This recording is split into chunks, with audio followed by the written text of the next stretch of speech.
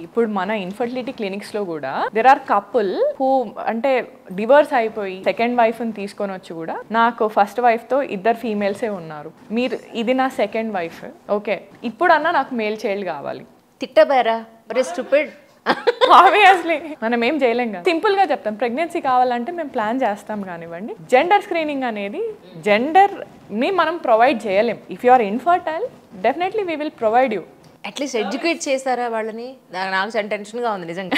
At least we should educate them కదండి. మనం educate చేసిన పీపుల్కి యాక్సెప్టెన్స్ కూడా లేదు. పీపుల్ విల్ థింక్ దట్ ఈ డాక్టర్ నాకు సరిగ్గా చూడట్లేదు, they'll switch the hospitals, they'll switch the departments. ఇప్పటికి కూడా చాలా మీరు చెప్తుండే బ్యాక్వర్డ్ రూరల్ ఏరియాస్లో కానివ్వండి, దేర్ ఆర్ థింగ్స్ లైక్ మనకు కొన్ని ట్రీట్మెంట్స్ తీసుకుంటే పుడతారు. సో ఈ కాన్సెప్ట్ అనేది ఇంకా రన్ అవుతానే ఉంది. దాంట్లో సైన్స్ ఎంత ఉందో మనకు తెలీదు. అవును.